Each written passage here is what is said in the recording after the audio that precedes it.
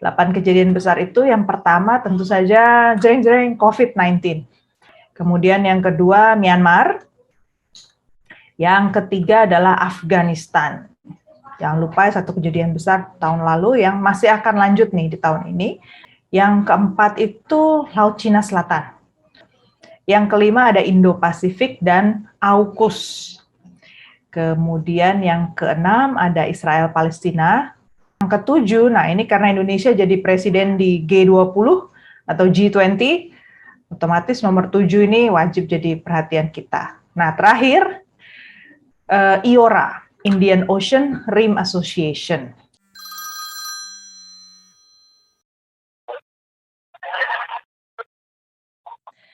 Halo Nyambung People, selamat jumpa lagi.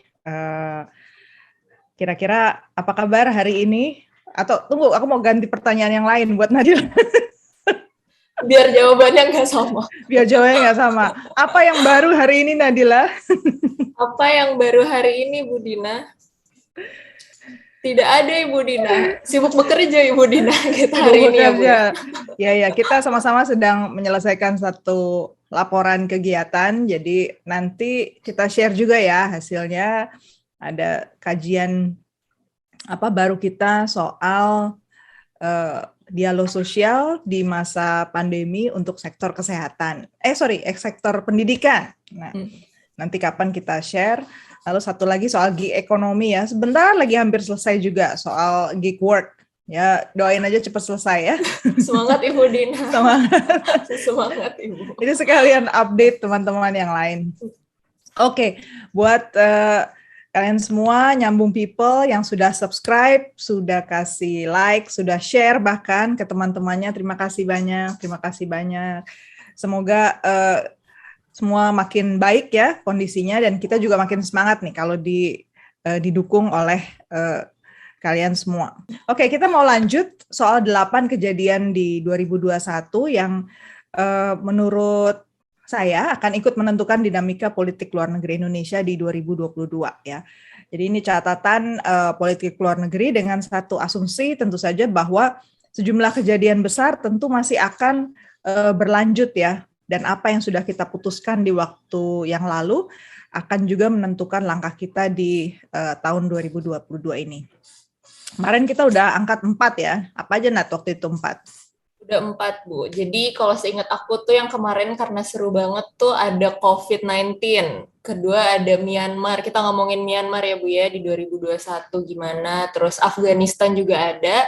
Nah, yang keempat itu ada Laut Cina Selatan. Nah, terus aku ingat banget nih, Bu. Aku digantungin sama Ibu Dina pas lagi ngomong, wah itu area yang strategis dan penuh dengan sumber daya. Terus aku bilang, gimana Bu kalau tentang Indo-Pasifik atau AUKUS? Terus karena waktunya terbatas, kepotong, akhirnya bakal kita lanjutin hari ini ya Bu ya, ngomongin itu ya. Mari kita lanjutkan nomor 5, 6, 7, 8 ya. Jadi 4 lagi isu besar di 2021 yang masih akan terbawa lagi sampai 2022. Yang pertama adalah Indo-Pasifik, lengkap dengan AUKUS-nya. Nah, AUKUS sudah tahu dong Nat, apa? Sudah jadi, Ibu. Udah ya. Australia, UK, US ya Bu ya. Ya, dan kita juga ada nyambungnya ya. Kita sudah bahas soal itu, nyambung episode berapa tuh ya waktu itu? 24, 25 ya, soal Duta Besar Perancis yang memberi feedback soal batalnya pembelian kapal selam bertenaga nuklir dari Perancis ya, si Australia batal beli. Kemudian satu lagi itu soal analisis persenjataan Indonesia sendiri kalau sampai AUKUS ini makin panas gitu ya. Iya, itu salah satu episode paling populer kita juga Bu. Berarti emang para pendengar Nyambung, sobat-sobat Nyambung banyak yang tertarik juga ya Bu ya sama isu ini ya. Ini kekinian. Jadi gini, 2021 kan lahir dokumen bersama ya. Negara-negara Uni Eropa itu menelurkan banyak dokumen baik sendiri per negara maupun bersama-sama tentang Indo-Pasifik. Nah, saya aja diminta satu tulisan, nanti saya share juga ya. Ada satu tulisan juga terkait dengan Indo-Pasifik ini. Memang akan sangat dinamis. Jadi sebagai, saya nggak bicara setiap negara ya, tapi Jerman punya kemudian Inggris punya, Belanda punya, itu Prancis juga punya ya dokumen bagaimana negara mereka akan bertindak di Indo-Pasifik, bagaimana mereka melihat Indo-Pasifik. Nah, di 19 April 2021, European Council mengeluarkan EU Strategy for Cooperation in the Indo-Pacific. Nah, follow-up-nya waktu itu sudah lahir Joint Communication on the EU Indo-Pacific Strategy yang keluarnya di 16 September 2021. Jadi baru banget lah ya. Kalau kita baca-baca, bahkan di awal 2022 ini akan ada pertemuan Indo-Pasifik yang di tuan rumah, yang di host, di tuan rumahi oleh Prancis ya. Jadi kita tunggu aja, kayaknya sih entah Januari akhir atau Februari akhir, nanti kita kasih update juga ya hasil pertemuannya apa. Jadi itu satu hal. Pada dasarnya sebenarnya negara-negara Eropa itu menginginkan skema Indo-Pasifik ini bersifat terbuka, bukan untuk mengucilkan satu negara yang kita tahu lah ya sama-sama yang sering dibicarakan sebagai berbahaya di Indo-Pasifik adalah kekuatan baru China. Nah, negara-negara Eropa pada dasarnya melihat Indo-Pasifik ini sebagai tempat peluang besar lah ya, peluang ekonomi yang sangat besar yang harusnya bisa dikembangkan bersama-sama. Jadi urusan militer sebenarnya kehadiran negara-negara Eropa di Indo-Pasifik ini lebih untuk memastikan stabilitasnya. Jangan sampai pecah satu ketegangan yang bisa berujung pada konfrontasi senjata, itu esensinya. Tapi di sisi lain kita tahu ada AUKUS.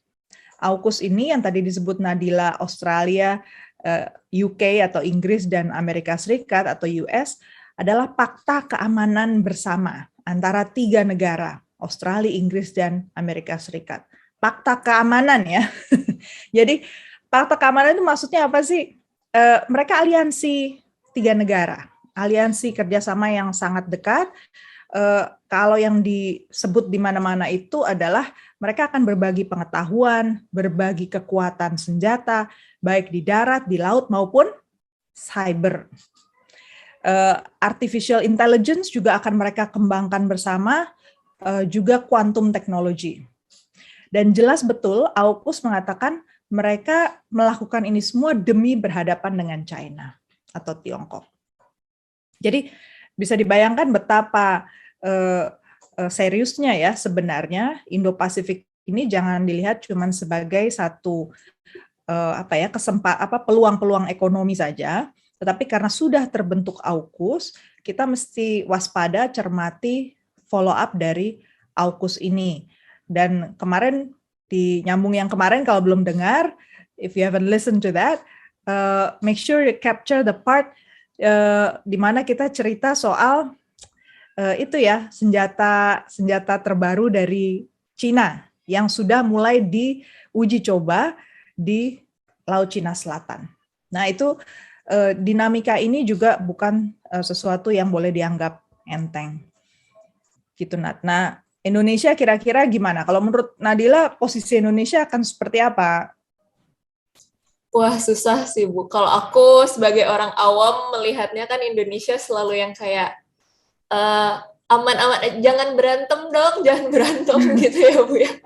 Yeah. Tapi aku belum tahu gimana faktanya dan kayak follow up-nya itu pasti Ibu Dina yang tahu kan, dan aku mau tahu banget Bu Dina, menurut Bu Dina gimana? Memang mestinya damai ya. Perdamaian itu kan kepentingan segala bangsa sebenarnya di kawasan ini.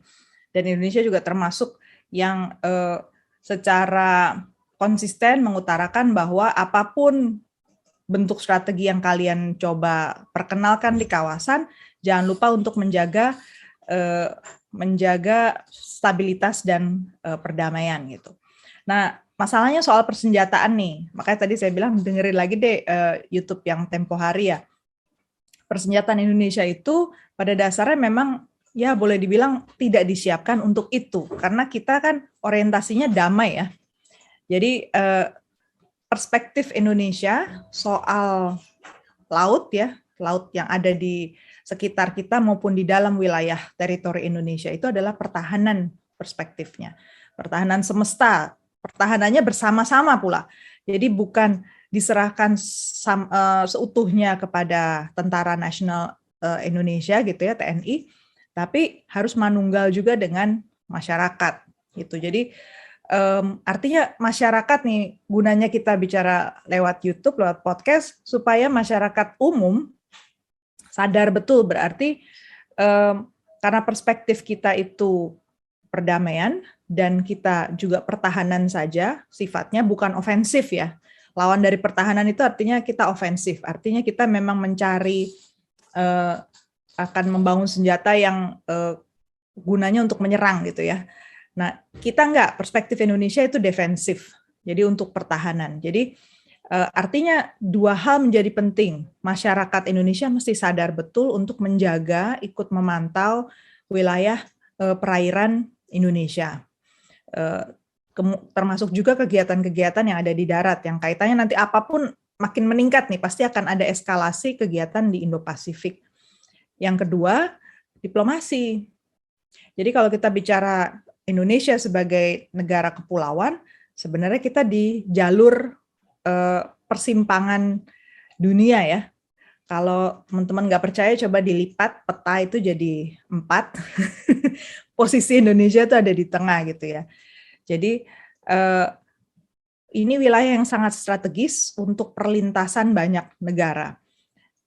Secara otomatis Indonesia punya tanggung jawab besar untuk menjaga kawasan ini tetap damai meskipun ada ketegangan antar pihak gitu. Kekuatan Indonesia sebenarnya di tadi ya, cakupan luas wilayah dan kemampuan diplomasi Indonesia di situ. Bagaimana caranya Indonesia bisa membuat Amerika, Cina dan sekutu-sekutu mereka masing-masing untuk berpikir bukan cuma 2 kali lipat tapi bisa 100 kali lipat lah ya untuk mengambil tindakan-tindakan yang mengganggu perdamaian di kawasan. Itu sih, Nat. Iya, Ibu Dina, aku setuju banget sih, apalagi mungkin karena udah Indonesia itu benar-benar deket banget sama Laut Cina Selatan dan bagian juga dari Indo-Pasifik, kayaknya emang kita harus pinter-pinter untuk berdiplomasi dengan negara-negara yang terlibat, negara-negara besar yang terlibat di 2 area ini ya Bu ya. Karena ya balik lagi, apapun yang terjadi di 2 area ini, kita akan terpengaruh kan Bu berarti. Ya. Ya gitu deh. Jadi masih kita pantau saja. Jadi ini agenda besar, jangan luput dari perhatian kita. Indo-Pasifik dan AUKUS. Jadi 2 dimensi ini, ekonomi maupun persenjataan, militer, pertahanan, keamanan harus jadi perhatian bersama. Benar, Ibu. Oke, ke topik kedua atau topik ke-6 ya. Kemarin 5, 6. Jadi yang ke-6 ini Israel-Palestina. Kalau kita bicara soal Israel-Palestina, wajib dong ya Indonesia update selalu ya. Jadi kalau kita bicara soal Israel-Palestina, kita coba cek internalnya Israel dulu ya. Tempo hari kita banyak nggak bicara soal Israel, gara-gara sempat ada gencatan senjata, terus ada pemilihan Perdana Menteri baru kan di Israel. Seakan-akan terus nggak ada apa-apa gitu ya, relatif sepi lah ya. Jadi jangan luput seperti biasa, karena ini agenda besar kita juga di luar negeri, jangan kita luput tidak memperhatikan. Israel di dalam negeri itu sebenarnya berhadapan ada 2 kubu politik dengan Palestina ya, yang makin lemah sumber dayanya. Hamas dan PLO ya. Dan Israel sendiri juga terbelah. Jadi kubu-kubu politik yang ada di dalam Israel sendiri juga cenderung makin ke kanan, makin keras ya, makin kalau boleh saya pakai kata lebih bengis ya, artinya mereka tega gitu ya dalam melakukan tekanan lebih besar lagi kepada Palestina. Itulah realitanya di Israel. Jadi Israel itu Perdana Menteri baru tadi saya bilang, Naftali Bennett ya, dia partai kanan baru. Jadi tandingannya dari partainya Netanyahu yang sudah berpuluh tahun bercokol menguasai Israel. Dan yang unik, Naftali Bennett ini sebenarnya dulunya staf khususnya Benjamin Netanyahu. Jadi apa jeruk makan jeruk ya. Belok ya Bu ya. Belok. Muter. Iya. Kepala staf ya, Chief of Staff, kepala stafnya Benjamin Netanyahu sampai 2008. Kemudian ya dia berbelok, dia bikin partai sendiri dan karena dia juga background militernya kuat ya, dia pernah aktif di militer dan memimpin sejumlah perang yang dia jadi komandonya. Jadi kita tahu lah di Israel kan memang wajib militer ya, tapi rata-rata orang kan cuman jadi pengikut aja. Nah, beliau termasuk tokoh militer juga. Lalu beliau masuk di parlemen karena mewakili partai kanan baru tadi. Dan dia pebisnis. Dia pebisnis juga yang kalau kita bicara kekinian soal digitalisasi dalam sektor ekonomi, nah beliau nih salah satu tokoh juga di Israel. Dia sudah 2 kali ya bikin software companies, satu lagi cloud computing service katanya, dan perusahaan yang dia bangun sudah dibeli gitu dengan harga sangat mahal gitu. Jadi jago bisnis, ngerti militer, dan complete package ya Bu ya buat complete Israel. Package. Dan masih muda, masih relatif muda. Dan dia menyebut dirinya sendiri ultranasionalis. Jadi jalur kanannya lebih kanan lagi daripada Netanyahu yang menjadi mentor dia. Jadi apa maknanya? Pertama kita udah lihat ya, Netanyahu kan tersingkir ya. Netanyahu tersingkir, strategi Naftali Bennett ini untuk menyingkirkan Netanyahu adalah dia berkoalisi dengan kubu Arab. Jadi dia bisa membawa kubu orang Arab ini masuk ke jalur yang makin kanan. Menarik kan? Caranya gimana? Ekonomi. Gitu. Jadi hal-hal yang kita saksikan selama beberapa tahun belakangan, kok Palestina melemah, kok Hamas dan PLO semakin tidak punya posisi ya, bahkan di tingkat global lebih banyak berita miring soal mereka. PLO bahkan tidak punya tempat lagi di Amerika Serikat ya, tidak diterima lagi di sana. Jadi strateginya apa nih dari Bennett? Dia memasukkan kubu Arab ke koalisi pemerintahannya. Beberapa langkah yang dia lakukan ya. Pertama tadi saya sebut ekonomi. Jadi sejak 2013 si Bennett ini bukan lagi memecah belah Palestina ya. Dia terang-terangan membagi wilayah teritori Palestina menjadi 3 wilayah. Dibagi jadi A, B, C. Jadi bukan lagi Gaza sama tepi barat, tapi ada satu lagi daerah yang dia sebutkan okelah dikelola oleh tentaranya Israel atau Israel Defense Force.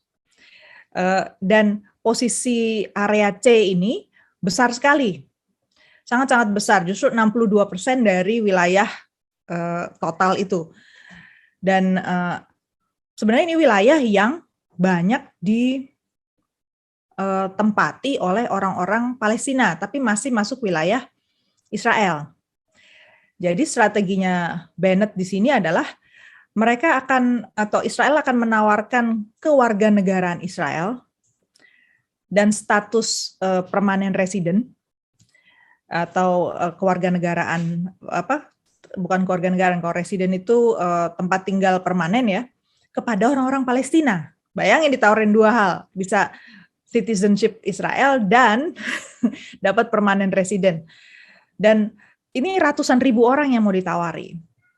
Gitu. Dan kita tahu, saya pernah ceritakan di episode saya yang lain ya, di Nyambung, di edisi awal itu, saya pernah cerita juga bahwa pada dasarnya orang-orang Palestina itu selama ini sangat bergantung juga secara ekonomi pada Israel. Mereka bekerja di perusahaan-perusahaan Israel, di pabrik-pabrik Israel, di toko-toko Israel.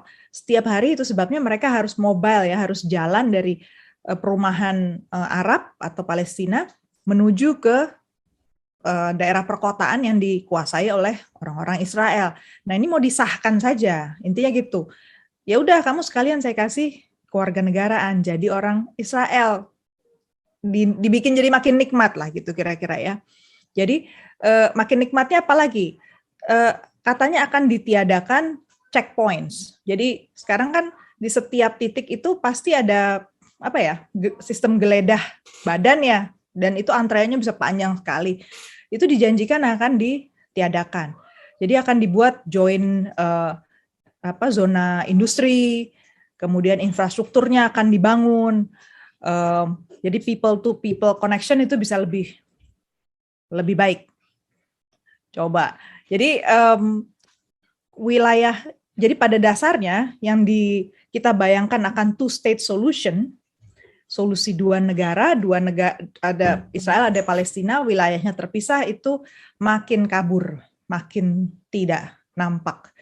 Dan di bulan September lalu, Bennett sudah mengatakan secara terang-terangan, Palestine statehood would be a terrible mistake. Negara Palestina adalah satu kesalahan besar. Itu Nat. Jadi strategi dia tadi ya, itu yang menurut saya harus dicermati. Itu satu, terhadap si Palestina itu pendekatan dia. Kemudian yang kedua, kepada mitra-mitra ekonomi. Terang-terangan nih si Bennett sudah menyatakan bahwa perdagangan dia akan mulai kurangi frekuensi perdagangan dengan Uni Eropa dan mulai masuk ke negara-negara emerging markets. Nah, kebayang dong negara emerging markets-nya mana kira-kira, Nat? Apa aja Bu Dina? Asia. Ibu. Asia. Jadi kita bilang Indo-Pasifik tadi kaitannya, dia memang nggak main kata Indo-Pasifik ya, tapi dia datang kemari juga ya. Jadi di mana ada pertumbuhan ekonomi itu akan menarik investasi yang lain. Dan Israel sudah mengatakan bahasa terang ya, mereka juga akan mengurangi prioritas dagang dengan negara yang sudah lebih tua, lebih menua kan ya, Eropa. Dia pindah ke negara yang isinya Nadila semua gitu kan, orang-orang muda yang masih doyan jajan, doyan belanja. Konsumtif gitu ya Bu ya, budayanya punya uang buat apa, disimpan, dibuang aja gitu, beli minum, beli barang gitu ya. Iya, apalagi dia perusahaan komputer ya, kan software segala macam dia jago di sana. Jadi itulah Nat, kalau dilihat dari strategi yang digunakan, artinya apa? Indonesia harus punya strategi cadangan, intinya gitu. Kita nggak bisa hanya sekedar mengatakan seperti di masa-masa yang lalu kita sering dengar intinya kita masih bicara Palestina itu harus merdeka, Palestina itu harus menjadi negara bebas, two state solution. Ya, itu kita mau itu. Tapi pertanyaannya gimana caranya? Pertanyaannya secara normatif oke, kita sepakat itu. Tapi jalannya lewat mana? Nah, satu lagi nih yang jalur, kalau tadi kan jalur yang sumbernya dari Israelnya ya, yang dia berusaha. Sekarang dari sekutu-sekutu Israel. Israel ini kan juga punya perlindungan dari negara-negara besar, terutama Amerika Serikat. Nah, jadi apa yang dimanfaatkan oleh Israel? Dia dapat dukungan besar dari Amerika Serikat. Pernah dengar Abraham Accords ya? Perjanjian Abraham. Kalau bisa lihat di websitenya Sinergi juga, saya pernah kasih statement juga ya terkait terkait Menteri Luar Negeri Amerika Serikat yang sekarang, Anthony Blinken, menawarkan kepada Indonesia untuk ikut tanda tangan Abraham Accords. Persis kemarin nih Desember pada saat Blinken berkunjung ke Jakarta. Nah, Abraham Accords itu apa? Abraham Accords itu inisiatifnya Presiden Donald Trump, ya, Presiden Amerika sebelum Biden ini. Dan sebenarnya bukan perjanjian damai loh itu. Si Abraham Accords itu intinya normalisasi hubungan Israel dengan negara-negara yang tanda tangan. Normalisasi hubungan. Nah, kalau kita belum punya hubungan diplomatik, Tapi negara-negara yang lain itu sudah punya, tapi hubungannya tegang gara-gara Israel ya zaman Netanyahu. Nah itu mau dinormalisasi dengan hadiah. Kalau kau tanda tangan, ada hadiah ekonomi dan non-ekonomi tertentu dari Amerika dan Israel. Ada paket-paket promosinya. Misalnya bingkisannya ada ya Bu ya. ada Masuk VVIP ini dapat gift card nanti. Iya. Jadi kedengarannya lebih mudah dicerna ya secara ekonomi kita jadi bisa mengenal ya. Misalnya Sudan ya. Sudan termasuk yang tanda tangan Abrahamic Accord ini. Sudan dihapus dari daftar negara-negara yang mensponsori terorisme. Sanksi ekonomi Sudan dihapus. Ada dialog untuk penghapusan utang. Coba, ya kan? Buat mobilitas orang-orang Sudan itu tentu lebih mudah jadinya ya, karena negaranya tidak dianggap negara teroris lagi kan. Kemudian Maroko misalnya, Maroko kemudian punya kerjasama pertahanan Israel sama Maroko, artinya pembelian senjata, pelatihan-pelatihan untuk tentara jadi lebih mudah, lebih murah ya. Uni Emirat Arab misalnya juga tanda tangan kan, dia perdagangan jadi makin tokcer, makin lancar ya, high tech, berlian katanya, bisnis-bisnis F&B atau restoran ya, turisme, jadi turis dari Israel datang tuh main ke Uni Arab Emirat gitu. Nah jadi kita ditawari, padahal kita belum punya hubungan diplomatik ya sebenarnya, dengan kata lain, ayo dong buka dong. Iya ibu aku tuh setiap diceritain sama Bu Dina, karena kan ibu selalu kayak kasih paparan-paparan yang mendalam gitu ya. Kayak I cannot help, tapi kayak selalu kayak aku mencoba-coba positive thinking atau kayak optimis, tapi kayak kebawahnya tuh jadi pesimis aja gitu loh Bu Dina, karena ya aku ngelihat emang Israel itu kan dia inovatif banget ya Bu, dengan strategi-strateginya dia lewat diplomasi, lewat ekonomi, dan itu aktif gitu loh Bu, kayak tidak hanya balik lagi yang tadi Ibu bilang bicara secara normatif aja gitu. Berarti Indonesia kalau misalnya mau melancarkan misi kita untuk perdamaian Israel Palestina, berarti juga harus punya rencana-rencana yang strategik, yang benar-benar aktif gitu ya Bu ya. Menurut Ya, Ibu dan gimana terukur Indonesia? ya. Karena kalau tadi ekonomi pendekatannya perdagangan, dia jelas secara aktif ya. Dia nggak mau terlibat dalam politiknya si Palestina, bahkan politiknya Palestina dia cuekin lah ya setengahnya. Si Mahmud Abbas minta ketemu, nggak direspon, nggak mau ketemu dia. Nah, Mahmud Abbas tuh tokoh dari PLO ya, dia nggak mau ketemu.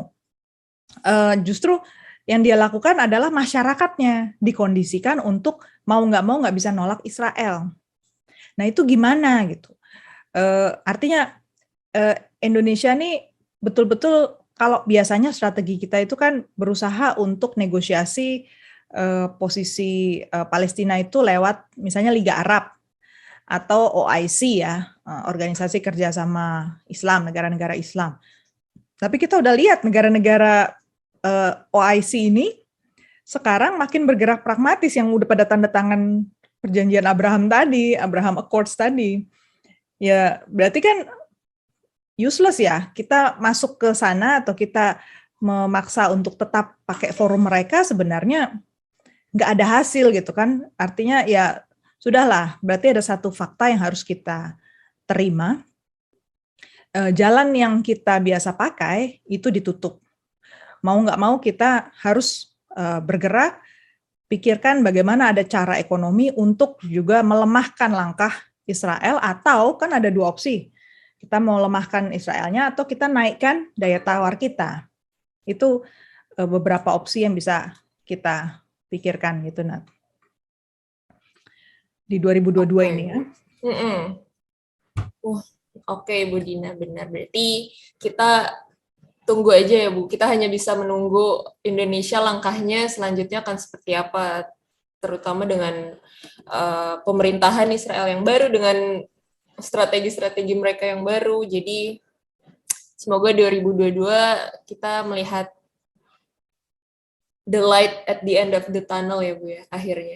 Ya. Karena Israel berarti kalau di dalam negeri Israel sendiri mereka setuju dengan pendekatan-pendekatan ekonomi dalam menyelesaikan masalah dengan Palestina, kemungkinan besar menurut saya jalan politik dari partainya Bennett itu masih akan terbuka ke depan. Berarti kalaupun ada pemilu, kalaupun ada tensi-tensi politik di dalam Israel, buah dari pendekatannya Bennett bisa jadi akan kelihatan positif gitu loh di mata orang Israel. Nah, kalau itu terjadi, berarti dia makin kuat nih bercokol, sementara si Palestina sendiri udah jelas-jelas makin terpinggirkan, makin nggak ada tempat kan, intinya teritorialnya itu kalau nggak ada ya mau ngomong apa kita kan, intinya itu. Nah, gimana caranya kita menjaga teritorial itu? Saya pernah ngomong kayak di forum yang lain bahwa mestinya memang Palestina itu diberi kemampuan untuk generating ekonomi secara independen. Nah, itu cara itu gimana misalnya, itu harus kita bikinkan jalurnya supaya mereka tidak melihat kerjasama dengan Israel sebagai satu-satunya cara untuk survive. Betul, Ibu. Setuju. Oke, kita lanjut sekarang isu ketujuh yang masih akan berkembang dan perlu kita cermati bersama, G20 atau G20. Wow. G20, Indonesia ya Bu yang menduduki presidensinya tahun iya, ini. Betul, presidensi di Bali nanti. Di Bali. Jadi temanya udah jelas ya, recover together, recover stronger. Prioritasnya global health, arsitektur, digital transformation, dan transisi energi terbarukan menuju ekonomi terbarukan, energi terbarukan. Oke. 3 topik ini deh, 3 topik prioritasnya Indonesia. Global Health Architecture, Indonesia mau tekankan rupanya standar-standar kesehatan global, supaya cara keluar atau kita bersama-sama keluar dari pandemi ini dengan satu standar yang bisa diterima bersama-sama gitu ya. Dan rupanya ngajak juga nih negara-negara yang lebih maju di G20 untuk menyerahkan uang ya, atau menyumbang uang untuk vaksin bersama. I think that's a good agenda ya. It's something to comment. Jadi baguslah inisiatif itu. Yang kedua, digital transformation. Digital transformation itu ini menarik nih karena rupanya agenda yang nomor 2 ini dielaborasi sedemikian rupa oleh kan di dalam G20 ada 2 track ya. Ada track keuangan yang isinya itu Kementerian Keuangan sama Bank Sentral, jadi fiskal sama moneter. Sama satu lagi ada track non finansial yang disebut Sherpa. Nah, agenda digital transformation ini digarap betul oleh bagian finance tadi, oleh track finance, track keuangan. Jadi dikembangkan menjadi program misalnya untuk memastikan tidak ada efek-efek negatif dari COVID yang terbawa untuk pertumbuhan negara-negara misalnya. Inisiatifnya dari Indonesia misalnya peningkatan produktivitas, pertumbuhan di sektor tenaga kerja, rumah tangga, korporasi. Dugaan saya di sini fokusnya banyak ke pemberian stimulan ya, stimulus untuk pertumbuhan ekonomi sektor-sektor itu. Kemudian dukungan bersama untuk recovery dari pandemi. Misalnya efek-efek dari kalau orang mau keluar dari krisis kan banyak tantangan ya yang seringkali sudah melekat lah masalah itu sehingga mereka sulit untuk rebound ya, perekonomian sulit untuk baiki. Nah, ini juga ada program-program bantuan dari yang sifatnya government ya. Kalau tadi kan yang nomor 2 ke people-nya, ke orang-orangnya, individu atau rumah tangga. Yang nomor 1 ini ke government-nya, bantuan untuk government supaya exit policy-nya atau kebijakan untuk keluar dari pandeminya itu smooth gitulah. Kemudian digitalisasi yang ketiga tuh sistem pembayaran. Itu akan dibuat standarisasinya lintas negara supaya ya e-wallet kita makin keluar negeri lah intinya itu. Yang keempat, sustainable finance. Nah, sustainable finance nanti saya akan bahas juga nih, kaitannya menarik nih topik G20 ini nanti dengan IORA yang terakhir saya bahas terakhir. Jadi sustainable finance. Sustainable finance ini kaitannya dengan climate change. Jadi karena akan negara-negara dunia ini bergerak makin cepat, ya puji Tuhan sih sebenarnya bagus lah ya, ke arah low carbon economy. Jadi bunyi yang pernah kita bahas soal COP misalnya, soal rencana-rencana dukungan untuk climate change, itu akan makin didorong lewat sektor keuangan juga. Dan itu akan ada pendanaan atau pembiayaan sustainable finance untuk sektor makro ya, ekonomi makro, supaya transisinya itu ke green economy lancar. Dan terakhir soal financial inclusion, masih satu lagi, financial inclusion. Financial inclusion itu untuk mendukung sektor-sektor yang selama ini kurang atau belum masuk ke perbankan, diajak masuk ke perbankan, seperti perempuan, mungkin orang muda seperti Nadila gitu ya, UMKM, unit usaha kecil, mikro, menengah itu, supaya mereka kemudian bisa beraktivitas ekonomi lintas batas negara. Artinya implikasinya makin makin kencang nih perputaran duit lintas negara. Terus yang terakhir dimensi internasionalnya.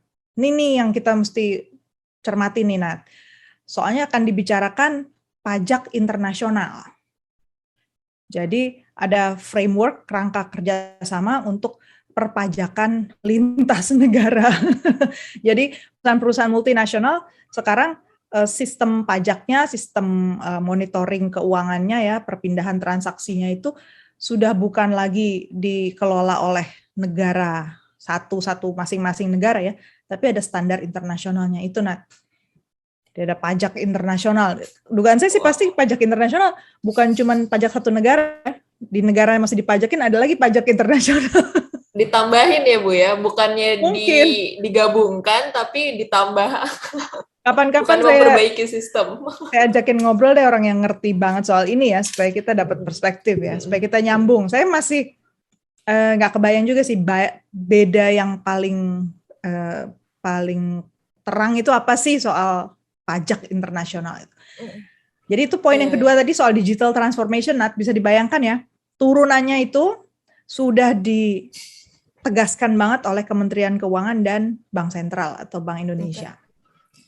Jadi artinya kalau kita bicara G20, agenda serupa bukan hanya Indonesia, tapi negara-negara besar lain itu ikut. Itu pentingnya. Nah terakhir nih, ini yang penting, sustainable energy transition atau ya siap-siap aja ya, tahun ini, tahun 2023 dan seterusnya kita akan diminta bukan lagi hemat energi, tapi mengubah sumber energi kita. Jadi mulai dari yang biasanya pakai gas, mungkin digeser pakai apa lagi gitu ya. Kemudian udah nggak pakai tenaga fosil lagi ya Bu ya? Udah nggak pakai tenaga fosil. Jadi mungkin rumah kita semua atapnya harus diberesin semua ya karena mau dipasangin solar panel. Diratain ya Bu ya, udah nggak bisa pakai atap-atap clay lagi, tapi harus rata ya. Rata. Iya ya, pabrik genteng nyanyian jadi hilang ya. Ya, gimana sih Bu? Itu kan UMKM biasanya pabrik genteng. Nah, ya itu implikasinya. Kita harus pikir terus. Atau ya perusahaan properti harusnya menyediakan di satu komplek-komplek klaster atau perumahan lahan untuk tenaga surya ya. Itu kan bentuknya plat kayak gitu kan. Jangan ditaruh di atap dong, taruh di tempat yang flat gitu supaya pembersihannya gampang, maintenance-nya ini di-share bareng-bareng kan, nggak setiap rumah harus beli kan jadinya gitu. Anyway, jadi that will be our business of the year ya. Tahun ini kita akan sibuk bicarakan itu, Nat. Berarti tahun 2022 tuh akan rame banget ya, Bu? Karena kan pasti nanti banyak negara-negara itu datang ke Indonesia. Menurut Bu Dina gimana? Itu akan bisa mempengaruhi ekonomi kita atau gimana? Atau apa baiknya pemerintah Indonesia memaksimalkan ajang ini di mana banyak negara datang ke Indonesia untuk gimana Bu? Untuk roda ekonomi kita jalan kah? Gimana Ibu? Sebenarnya kalau cuma masalah kedatangan delegasi, ya itu nggak besar-besar amat sih. Maksudnya jumlah orang yang hadir karena pandemi begini juga pada kenyataannya tentu tidak sebanyak biasanya. Artinya mengharapkan pergerakan roda ekonomi sampai ke level nasional kayaknya berlebihan ya. Mungkin Bali diuntungkan, tapi di luar dari posisi penyelenggaraan G20 ini juga belum tentu. Tapi sebenarnya kalau dilihat dari 3 agenda tadi, dan ini semua dijalankan secara konsekuen gitu ya, kayaknya pihak Indonesia 3 ini agenda besar yang udah punya motor gitu. Masih ada agenda yang ketinggalan, Nat. Menurut saya masih ada agenda yang ketinggalan. Pekerja migran. Oh, tentu. Pekerja migran. Apa Jadi, itu, Bu? Nanti kapan kita bahas secara terpisah ya, tapi gini loh, kalau kita bicara G20, tadi ya, semua orang melihat kawasan ini, kawasan Asia Pasifik, Indo-Pasifik, G20 itu juga pada dasarnya kan mengumpulkan atau sistem kerjasama multilateral ya, wadah aja, yang menghubungkan negara maju dengan negara-negara berkembang yang tingkat pertumbuhan ekonominya tinggi dan penduduknya besar. Itulah G20. Nah, siapa sih negara G20 itu?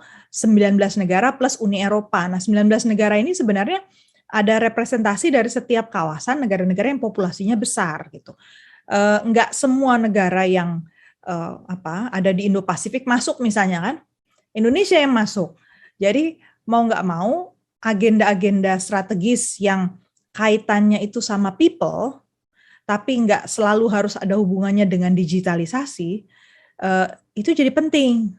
Saya bilang tadi pekerja migran. Kenapa? Karena fenomena migrasi demi mencari mata pencarian, mencari income, itu bukannya semakin surut, semakin sedikit, tapi semakin besar. Dan sudah ada buktinya sebenarnya, ini sudah diagendakan di G20 Italia kemarin. Makanya saya heran kok di Indonesia malah nggak ada. Padahal Indonesia kan negara pekerja migran, negara pengirim pekerja migran. Kok Indonesia malah kita nggak melanjutkan agenda yang sudah diinisiasi oleh Italia waktu itu. Turki udah sempat bahas sebelumnya juga soal migrasi, nyinggung, tapi migrasinya lebih ke soal ini ya, migrasi Eropa ya, yang dari negara-negara Afrika atau negara konflik yang pada mendarat di Eropa. Tapi kalau Italia dia membahas khusus soal pekerja migran yang untuk mencari mata pencarian, mencari income. Nah itu kan kita, isu migrasi itu kita gitu. Kenapa kita nggak masukkan itu di G20? Saya berharap Presiden Joko Widodo Bapak berkenan untuk mengagendakan isu migran ini ke dalam G20. Anggap aja satu tambahan lah, itu dibuatkan agenda pelengkap ya, karena migrasi ini jelas akan berlanjut semakin tinggi. Negara-negara lain di dunia, terutama negara maju, jelas akan terus makin tua penduduknya, populasi penduduknya. Dan kegiatan ekonomi mereka nggak mungkin bisa berjalan tanpa migran, tanpa pekerja migran. Jadi ini kesempatan untuk Indonesia untuk mendapatkan pengakuan atas hak-hak pekerja migran.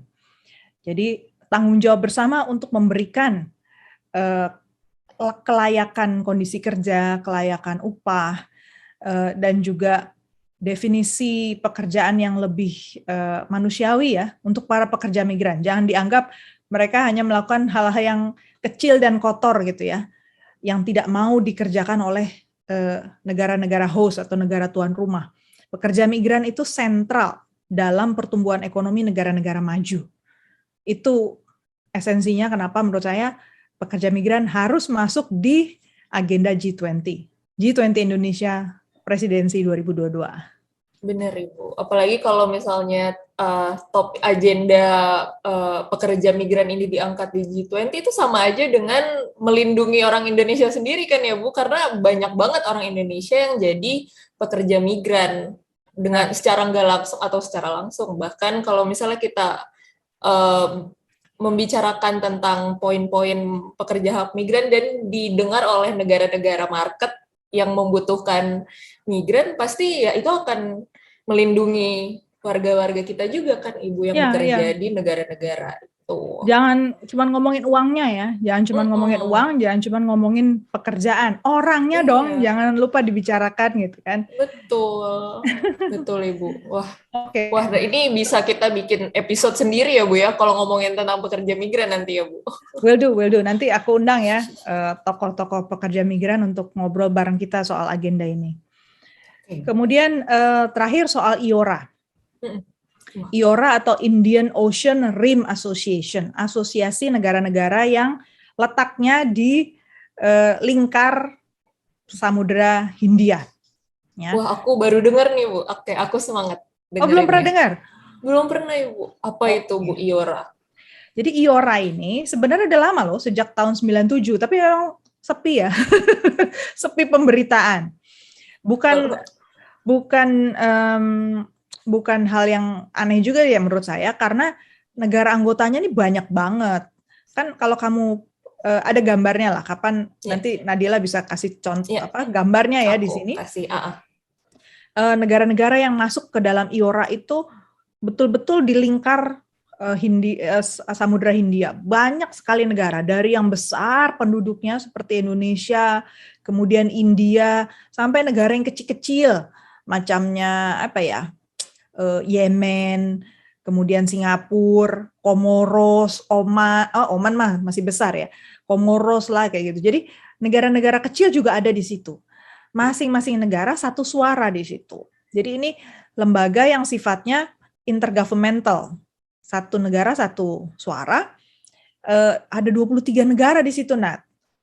Nah, karena dia 23 negara, sistem kerjanya seperti ASEAN ya, intergovernmental, basisnya konsensus ya, kayak ASEAN banget deh ya. Berarti pengambilan keputusan lama dong. Jadi IORA itu sebenarnya bentuk organisasinya sangat mirip ASEAN. Dia terdiri dari 23 negara yang beragam ukuran, masing-masing negara satu suara. Kemudian masing-masing negara itu pengambilan keputusannya kalau mereka duduk bersama harus konsensus basisnya. Harus sepakat dulu semua baru ada hasil. Mereka juga punya dialog partners, persis kan modelnya seperti ASEAN. Jadi negara-negara non-anggota yang mau terlibat boleh ikut. Dan di situ ada 10 negara dialog partners atau negara non-anggota yang ikut partisipasi. Ada Cina, ada Mesir, ada Jerman, ada Turki, Italia, Jepang, Korea Selatan, Amerika pasti, sama Inggris. Jadi artinya sebenarnya resources atau sumber daya untuk kegiatan IORA ini ada aja dari negara-negara tersebut. Hanya saja yang jarang terungkap memang sistem kerjanya seperti apa. Mereka tuh punya working groups ya, working groups setiap wilayah prioritas atau bidang prioritas mereka, dan bidang prioritas mereka ada 6. Itu dibentuk working groups atau kelompok kerja lah. Nah, kelompok kerja itu bikin forum, dan di forum itu nanti ada terlibat 3 kelompok. Kelompok pemerintah, kelompok bisnis, sama kelompok think tank atau akademisi. Nah, ini saya aja jarang dengar ya. Belum pernah saya dilibatkan di IORA, jadi nggak tahu juga persisnya seperti apa nih cara kerja di dalam lembaga itu. Artinya memang kurang ini ya, penetrasinya kurang. Cuman menurut saya, IORA ini perlu jadi perhatian kita, harus dicermati. Karena satu hal nih, 17 November 2021 kemarin, seorang diplomat kita, duta besar kita untuk Afrika Selatan, namanya Pak Salman Al-Farisi, terpilih menjadi Sekjen atau Sekretaris Jenderal IORA 2022 sampai 2024. Jadi selamat Bapak. Selamat Bapak. Selamat Jadi Pak Salman. Selamat Pak Salman. Aku kenal loh, dan kita ada di satu grup WhatsApp. Jadi Oke. Jadi nanti kapan mungkin kita bisa undang juga ngobrol beliau ya, Bu. Kasih komen ya teman-teman kalau pengen dengar dari beliau, nanti aku undang gitu kan. Coba kita pengen kasih dapat komen teman-teman. Jadi Pak Salman nih jadi sekjen. Nah, jadi nggak bisa nggak dong, Indonesia harus kasih perhatian, jangan passing by aja ke sekjenan kita kan. 6 wilayah prioritas itu, Nat, ini yang menurut saya tadi lekat sekali kaitannya dengan Indo-Pasifik dan juga ini ya agenda G20. Jadi saling inilah ya, saling beririsan lah kita bilang. Prioritas agenda IORA itu pertama keamanan maritim. Keselamatan dan keamanan maritim itu satu. Ya, kita negara maritim, wajib dong. Kita udah sering menghadapi ada nelayan kita yang diculik, kemudian disandra ya kan, disandra, kemudian bahkan mengorbankan nyawa misalnya, atau kapal-kapal kita nasibnya juga masih kurang baik ya secara ekonomi misalnya. Itu sebenarnya agendanya IORA banget tuh. Nggak bisa dibicarakan di forum yang lain, harusnya di sana karena sesama negara maritim ya yang duduk di IORA. Kemudian yang kedua soal perdagangan dan investasi. Tuh. Yang ketiga soal manajemen perikanan, fishery management. Yang keempat disaster risk management. Nah, kita juga familiar banget dong. Negara kita kan ring of fire ya. Jadi bencana alam itu udah makanan kita gitu. Jadi manajemen penanganan bencana alam harusnya Indonesia terdepan, harusnya kita punya agenda di situ. Kemudian yang kelima agenda soal akademik, sains dan teknologi, kerjasama di bidang akademi, sains dan teknologi. Yang keenam soal turisme dan pertukaran budaya. Nah, sini saya pengen menggelitik Indonesia sedikit juga, Nat, boleh nggak sih? Kenapa Ibu? Kenapa Ibu? Spill the tea. Spill the tea. Jadi irisan tadi ya, irisannya ya. Saya mau kasih tahu teman-teman di sini ya, nyambung people di sini bahwa Australia ini termasuk satu negara yang getol banget aktif di IORA. Nah, Australia ini menurut saya konkret banget ya pendekatan dia. Dan karena dia udah menyiapkan resources-nya, orang dan dana untuk ini, saya bilang ayo dong Indonesia, kita juga bikin dong yang seperti itu gitu ya. Dan kita harus mengantisipasi juga agenda dari Australia ini. Australia itu tahun lalu ya, itu meluncurkan program IORA namanya Blue Carbon Hub.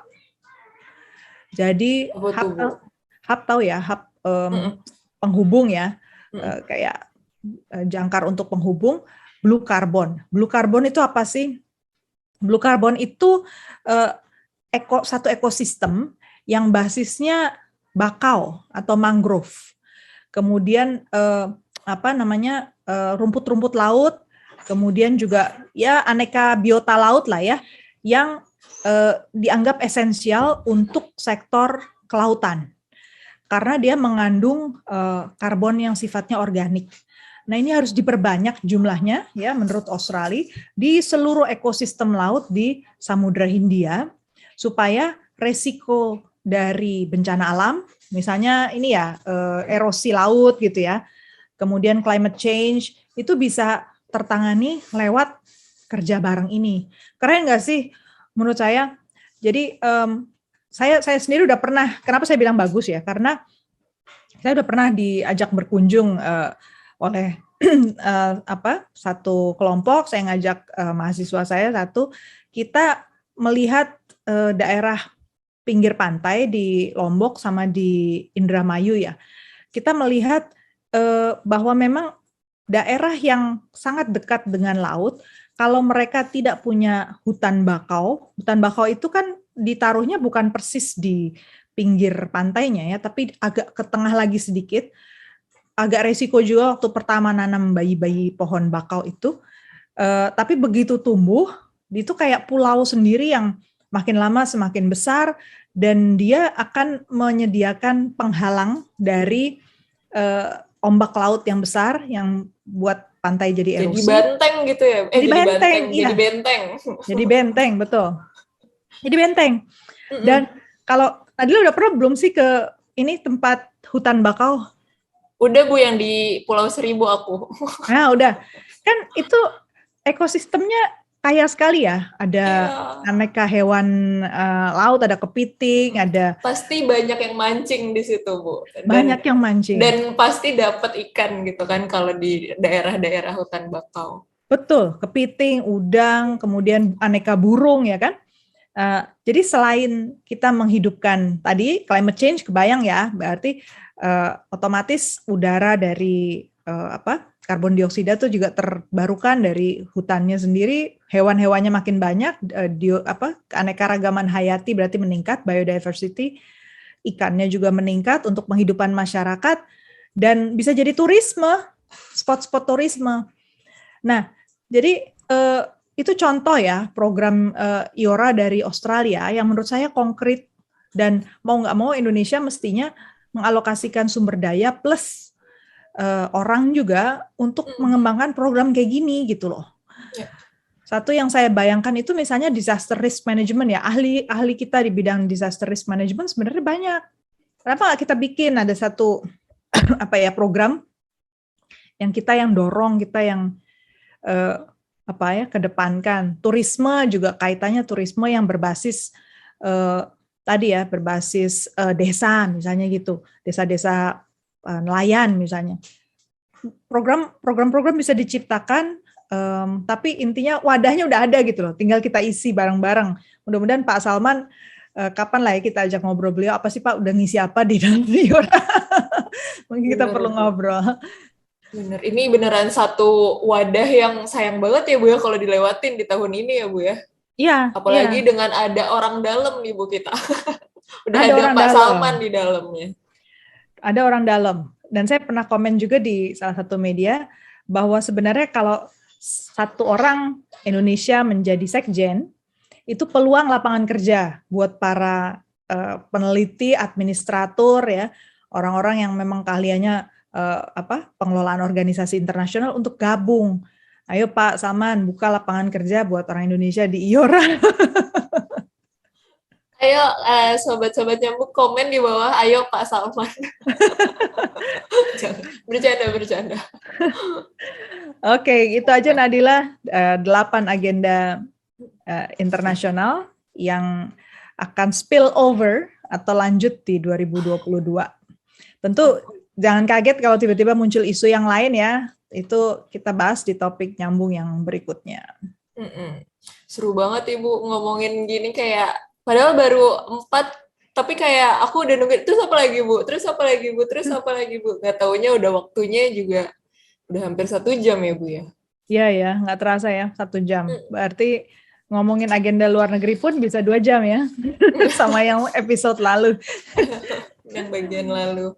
Oke, selamat ya Nyambung People, semangat terus kita mengisi hari di 2022. Kalau ada komen, ada topik yang masih ingin dibahas lebih lanjut, silakan tulis di subscribe. Tulis di komen, dan jangan lupa subscribe. Aduh, udah kemana-mana. Abis seharian kerja, terus nanti lanjut kerja lagi ya Bu ya? Masih ada. Oke, terima kasih Nyambung People. Sampai kita ketemu lagi. Terima kasih Bu Dina. Terima kasih Nyambung People. Jangan lupa like podcast ini kalau kalian menikmati diskusinya, komen apabila kalian punya pertanyaan atau pendapat, dan subscribe agar kalian tidak ketinggalan episode Nyambung setiap minggunya.